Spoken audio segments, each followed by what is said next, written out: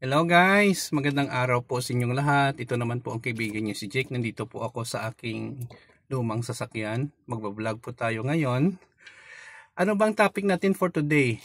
Know your worth. Kailangan mo guys, no? Kailangan natin malaman natin ang ating value. Alam nyo, nandito tayo sa mundo. Siyempre, isa sa mga dapat natin tandaan is how to survive. Mag-aral tayo, maghanap tayo ng trabaho or magnegosyo. Now, this one refers po ito sa kahit sa negosyo or sa pagtatrabaho. Know your value or worth. Ano bang halaga mo? Kasi guys, may mga tao talaga na medyo mahihain in terms of negotiation. For example, may isang school, kailangan po ng program head sa kanilang program. Let's say for example, Bachelor of Science in Information Technology. Every year may accreditation na tinatawag. Ang kanilang mga faculty members ay hindi pa nakapagtapos ng master's degree in Information Technology, Computer Science, or Information Systems. Sa CHED, kailangan talaga ang program head ay full-fledged masters aligned po sa kanyang bachelor's degree or allied program. Ibig sabihin, hindi po makapag-operate ang isang program sa example natin, BS Information Technology, kung wala kayong program head na may MIT, MIS, or MSCS or Computer Science. Now, ito po ay malaking dilema or problema sa isang eskwelahan. Kasi pwede pong i-cancela ng CHED ang program. So anong ibig sabihin? Pwede nila mapaklose ang program at saka ang mga estudyante ay lilipat sa ibang schools. Mawalan po sila ng estudyante at potential income para sa kanilang schools. Now, naghahanap sila ng program head na may Masters in Information Technology. Halimbawa, ikaw meron ka na, nag-apply ka.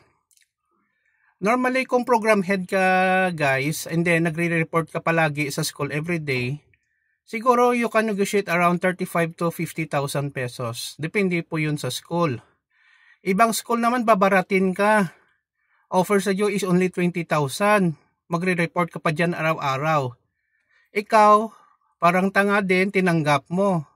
Without knowingly nga kung hindi mo tinanggap, mapipilitan talaga sila mag-agree sa iyong hinihiling na 30 to 35 or 50,000. Let's say for example, ang hiningi mo is 30,000 na lang. Mag-agree sila or else magsasara ang kanilang program. Ipapasara po yun ng CHED at saka ng PASCO, no? Know your value, wag mong tanggapin ang mga barat na mga offer kasi alam mo na pinaghirapan mo yung master's degree po na natapos mo guys. Gumastos ka, nagpuyat ka, kumuha ka ng kompre, gumawa ka ng system, nag-aral ka ng mabuti at binigay mo ng lahat para ma-achieve mo ang pagiging master's degree in information technology and then babaratin ka lang nila? No way!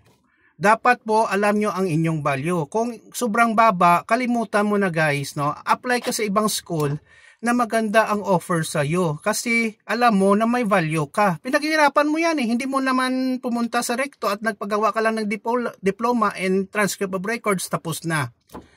So anong ibig sabihin ko nito, no? Kung ano ang mga experience mo, certifications, degree na natapos mo, when you apply for a position, dapat align din ang offer sa natapos mo. Huwag mong tanggapin or huwag kang magpauto sa kanila na kahit binabarat ka, okay lang kasi kailangan mo ng trabaho. Remember this. Paano mo mabawi ang iyong investment kung ganyan ang iyong mindset? Not unless desperado ka na talaga makapaghanap ng trabaho. Sa huli guys, it's your decision, not mine, not theirs. Pero isa lang alang mo ang iyong pinaghirapan. Paano mo ma-ROI o return on investment ang iyong natapos, ang iyong ginastos kung yun ang mindset mo na okay lang basta may income kahit maliit ang offer, tatanggapin ko. No way kung para sa akin yan. Sana po may natutunan po kayong aral. Ako may natutunan talaga ako. Know your value, know your worth. Kasi kung hindi guys, aabusuhin ka talaga ng mga schools or mga company guys, no? Kung gusto kanila, siyempre, they will offer low kasi para beneficial yun sa kanila. Maraming salamat sa inyong panonood guys sa aking channel. Medyo dumadami ng ating mga followers. Thank you Lord, thank you Jesus. Sa inyo guys, I love you all. Ingat po tayo lagi. Ito naman pong kaibigan nyo si Jake. Paalam.